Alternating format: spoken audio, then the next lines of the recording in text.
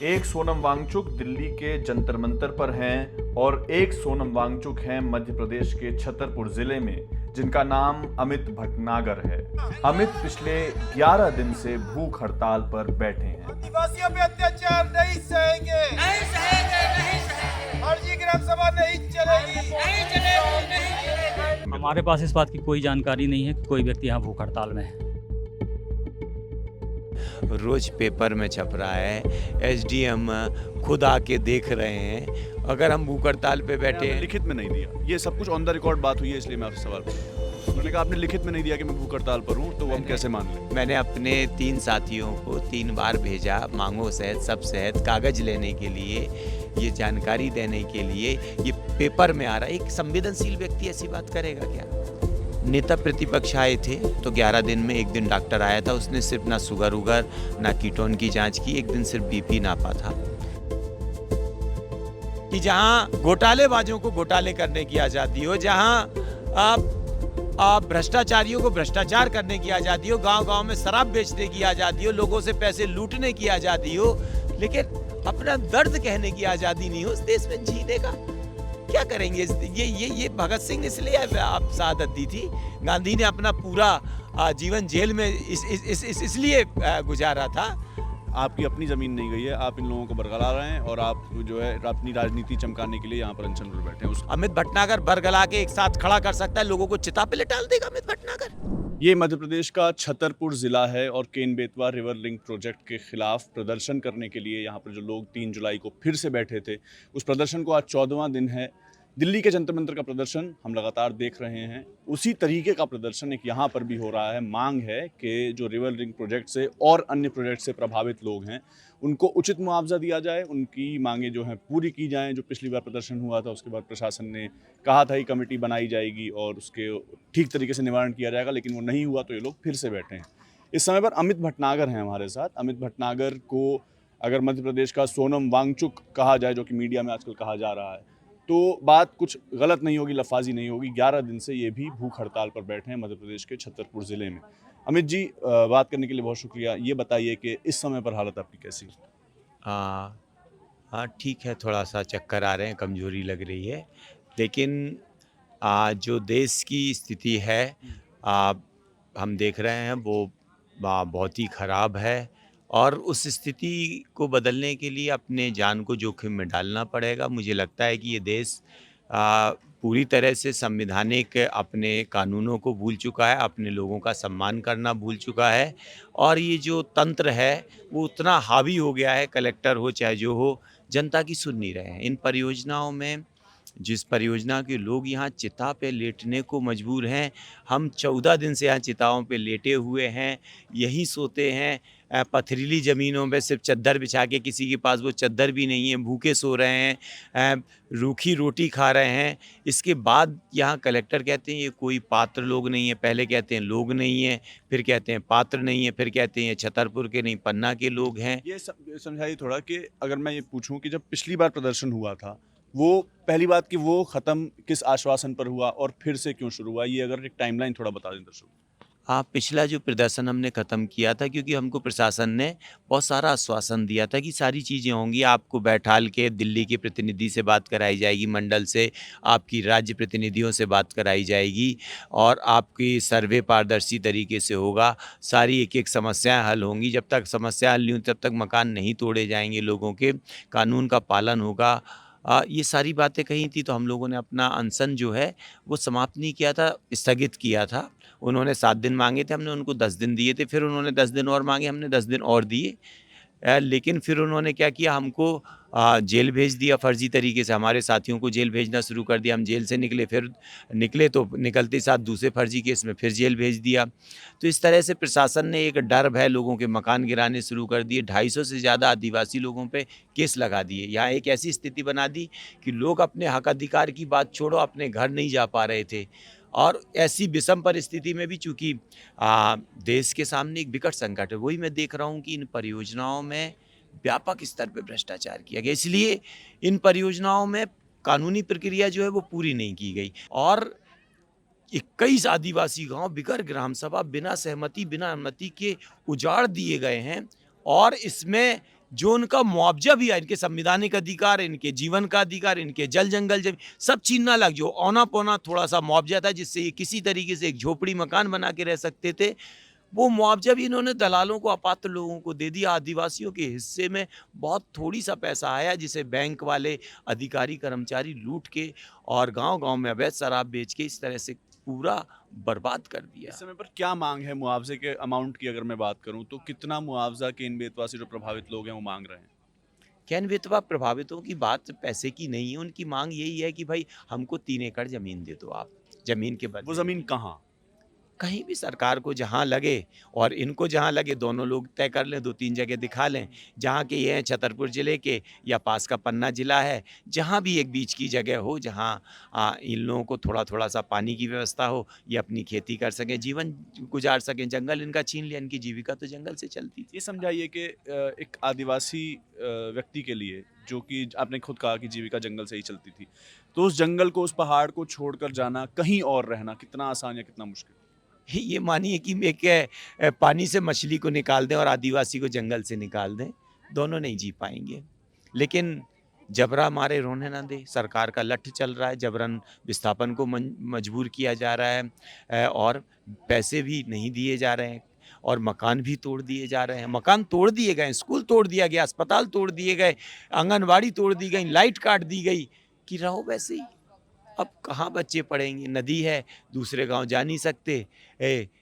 अब लेकिन फिर भी रहना है। आप भूख हड़ताल पर कब से बैठे हैं, एक बार ये बताएं? कितने दिन से? मैं आज 11वां दिन है, मेरी मजबूरी है क्योंकि यहाँ भ्रष्टाचारियों को भ्रष्टाचार करने की अनुमति है, अत्याचारियों को अत्याचार करने की अनुमति है, निर्दोष लोगों को जेल डालना, ये सब करने की है, लेकिन हम अपने हक अधिकार की बात नहीं कह सकते। मैंने एसडीएम से बात की थी कल, हम जब यहाँ पर आए थे, तो उनका ये कहना था कि पहली बात तो उनका ये कहना था कि छतरपुर ज़िले के लोग यहाँ पर बहुत कम हैं, ये पन्ना ज़िले के लोग हैं, पन्ना ज़िले के लोग यहाँ पर क्यों हैं जबकि छतरपुर ज़िला है, वहाँ जाकर प्रोटेस्ट करें। देखिए, एसडीएम एक संवैधानिक पद होता है और एसडीएम को ऐसी बात शायद नहीं करनी चाहिए।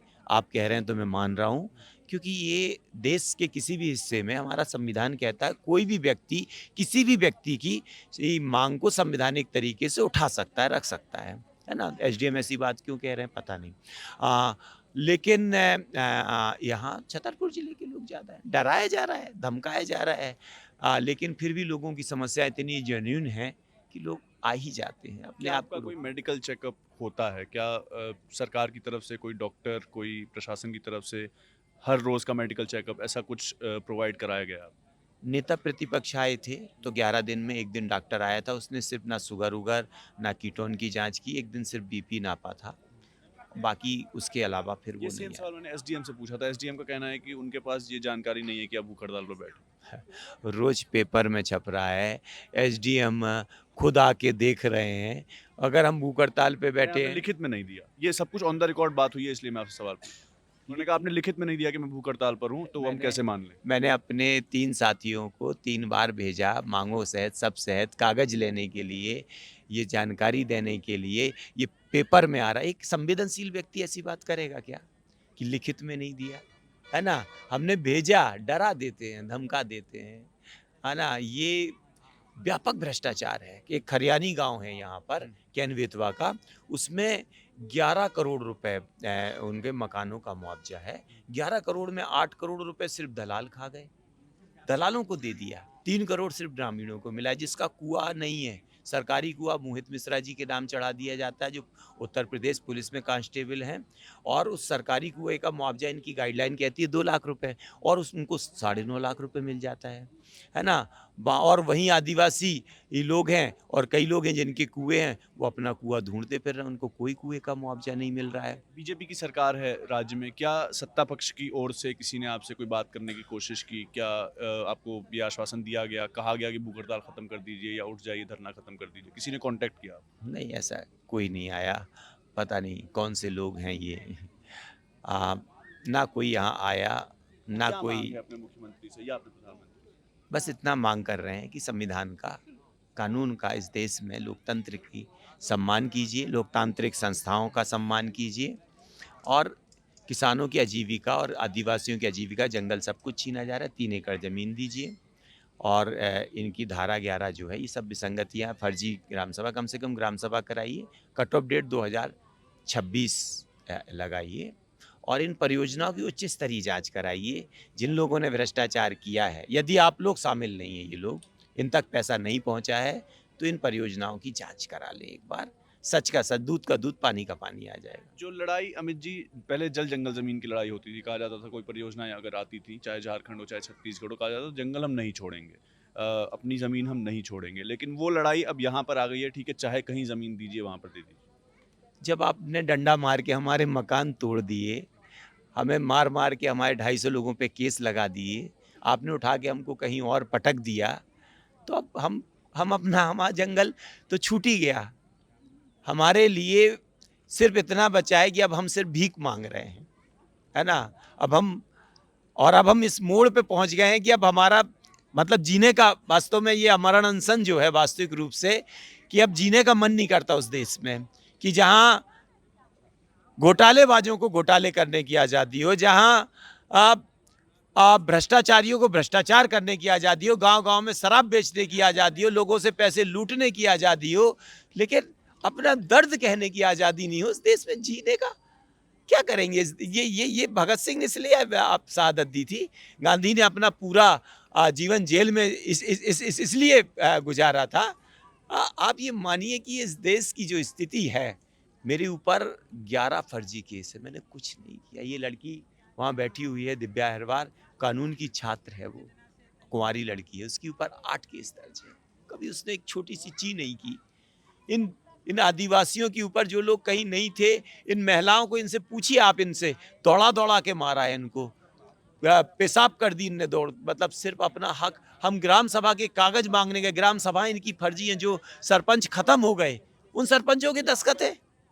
एक आखिरी सवाल मेरा ये रहेगा कि आप पर ये भी आरोप लगता है कि आप एक स्पेसिफिक पार्टी में रह चुके हैं, चुनाव लड़ चुके हैं, और आप जो है आपकी अपनी ज़मीन नहीं गई है, आप इन लोगों को बरगला रहे हैं और आप जो है अपनी राजनीति चमकाने के लिए यहाँ पर अनशन पर बैठे हैं। उस आरोप पर आप क्या करें?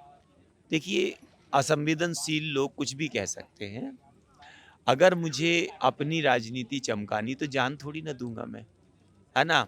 मैं स्पेसिफिक पार्टी से रहा, मैंने पार्टी छोड़ दी, लेकिन मैं ये मानता हूँ कि क्या आम आदमी राजनीतिक पार्टी आप छोड़ चुके हैं। छोड़ चुका हूँ। क्या मैं तो कह रहा हूँ कि जैसे मान लीजिए मैं होता, क्या कोई राजनीतिक व्यक्ति को मुद्दा नहीं उठाना चाहिए, किसानों की बात नहीं कहनी चाहिए? और मैं तो ये कह रहा हूँ कि ये परियोजना भ्रष्टाचार हुआ, भ्रष्टाचार की जांच कर ले, दोषियों को जेल पहुंचा दे। क्यों मुझे चमकाने का मौका दे रहे हैं? बिगर कानून के आपने कैसे घर तोड़ दिए? मैं तो वो बात कह रहा हूँ ना। अब इस बात कहने से अगर मेरी राजनीति चमक रही है, अपनी जान पे खेलने से मेरी राजनीति चमक रही है, लोगों के दिल में जगह बन रही है, मेरे इस कड़े संघर्ष के बाद, अगर मेरी मौत के बाद लोग जाग जाते हैं, तो इसमें ये एसडीएम को बात करना चाहिए, ये कलेक्टर को बात करना, कलेक्टर को ये पूछना चाहिए कि ये जो बात कह रहे हैं खरियानी में सारे लोग पात्र हैं, हमने स्कूल नहीं तोड़ा है, लोग वहां रह रहे हैं, आपने कैसे कहा उन्होंने कि स्कूल नहीं तोड़ा, हमने एक जर्जर बिल्डिंग तोड़ी। आप वहां जाके देखिए, मैं आपको वीडियो देख रहा हूं, आपको झूठ पता चल जाएगा। पलकुआ में जाके देखिए, आप यहाँ जो विश्रामगंज के लोग हैं उनसे पूछिए कि 2.5 साल पहले लाइट काट दी गई। आप इन महिलाओं से पूछिए कि कितनी लाठियां इनको 12 किलोमीटर तक दौड़ाया, इन्होंने अपने कपड़ों में पेशाब कर ली। उन्हें आके धमकाया जाता है कि तुम्हारे खिलाफ FIR कर देंगे, जेल भेज देंगे, ये कर देंगे। इनके मुआवजे नहीं मिले, इनकी जमीनें खोद ली गई, जमीनें जोत दी गई। आज इनके सामने, इनके दिल पे जो बीत रही है, इस भीगते पानी में, इस चिता पे जीते जी चिता पे नहीं लेटते। और ये हिंदुओं की बात करने वाली सरकार है, जीते जी कौन अमित भटनागर बरगला के एक साथ खड़ा कर सकता है? लोगों को चिता पे लेटाल देगा अमित भटनागर? सैकड़ों महिलाएं चिता पे लेट जाएंगी और आदमी उन महिलाओं को यहाँ 15-17 दिन रहने देगा, चिता पे लेटने देगा? यहाँ सांप बिच्छू में ये पत्थर इतने बड़े बड़े गड़ रहे हैं, बरगला के किसी को ऐसे लिटाला जा सकता है? आखिरी सवाल पूछूं, कब तक आप लोग और ये प्रदर्शन कब तक जारी रहेगा?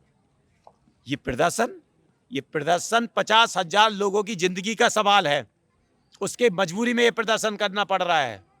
जब तक न्याय नहीं मिल जाता, हर उस आखिरी व्यक्ति को, या जब तक जान नहीं चली जाती, तब तक मेरा अमरण अनशन, और जब तक न्याय नहीं मिल जाता तब तक ये प्रदर्शन जारी रहेगा। कलेक्टर जितने झूठ बोल रहे हैं, SDM जितने झूठ बोल रहे हैं, जेल में डाल देंगे, जेल के अंदर से ये चलेगा। ये फांसी पे लटका देंगे तो हंसते हुए फांसी पे लटकेंगे और इनके घोटाले और इनके पाप एक एक खोल के जाएंगे। इन्होंने 50,000 लोगों की जिंदगियां छीनी हैं। हमारे बुंदेलखंड का जो फेफड़ा कहलाता था, 40 लाख पेड़, ये बुंदेलखंड की ये जो नदियां हैं, बराना नदी, कैन नदी, श्यामरी नदी, ये जीवनदायिनी नदियां हैं, ये नदियों का अस्तित्व खत्म करने जा रहे हैं। इस देश के संविधान के साथ, इस देश के लोकतंत्र के साथ खेल रहे हैं। हम भी अपनी जान पे खेल रहे हैं और अहिंसक तरीके से हमारा ये आंदोलन आखिरी सांस तक जारी रहेगा जब तक न्याय नहीं मिल जाता। ये अमित भटनागर हैं। Ken Betwa river link project हो, एनटीपीसी का प्रोजेक्ट हो, रुंज मझगांव डैम का प्रोजेक्ट हो, इस सबसे जो प्रभावित लोग हैं, जिनकी मांग है कि उनको उचित मुआवजा नहीं दिया गया, वो 3 जुलाई 2026 से यहाँ पर प्रदर्शन कर रहे हैं। गर्मी हो, बरसात का मौसम आ चुका है, ये लोग चिताओं पर लेटे हैं, सूलियों पर लटके हैं, गले में फंदे हैं और अमित भटनागर अनशन पर हैं। इन सब की मांग यही है कि सरकार इनको उचित मुआवजा दे, इनको इनकी जो मांगे हैं, जो पात्र लोग हैं उन्हीं को मुआवजा मिले। ये सारे गंभीर आरोप भी लगाए जा रहे हैं कि भ्रष्टाचार भी इस पूरी परियोजनाओं में हो रहा है। खबरगांव पर आप इस प्रोटेस्ट से जुड़ी तमाम रिपोर्ट्स देखेंगे। छतरपुर ज़िले में कुपी गांव के पास मैं मौजूद हूँ। सत्यम जैन ने ये रिपोर्ट रिकॉर्ड की है। देखते रहिए खबरगांव। शुक्रिया।